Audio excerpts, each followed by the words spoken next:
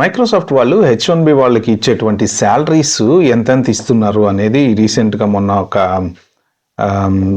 సర్వేలోనో దేంట్లోనో మొత్తానికి రిలీజ్ అయితే చేశారు యాక్చువల్గా. దాన్ని న్యూస్ మీడియా, ప్రింట్ మీడియా అన్ని చోట్ల పబ్లిష్ అయితే చేశారు.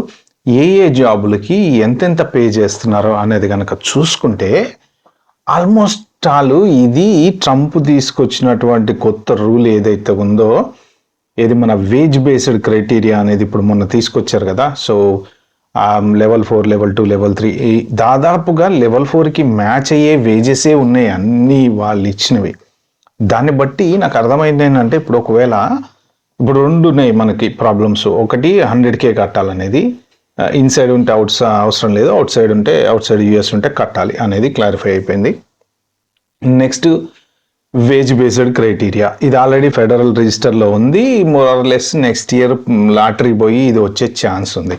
ఒకవేళ ఇది కనుక వస్తే, ఇప్పుడు వీళ్ళు ఇచ్చినటువంటి శాలరీ బేస్డ్ చూస్తే నిజంగా H1Bలు అన్నీ కూడా అసలు ఓన్లీ మైక్రోసాఫ్ట్కు, గూగుల్కు, తర్వాత ఈ మెటాకు వీళ్ళకే వస్తాయేమో అని అనిపిస్తుంది నాకు. వాళ్ళు సాఫ్ట్వేర్ ఇంజనీరింగ్కి వాషింగ్టన్లో అయితే $284,000 పే చేస్తున్నారండి.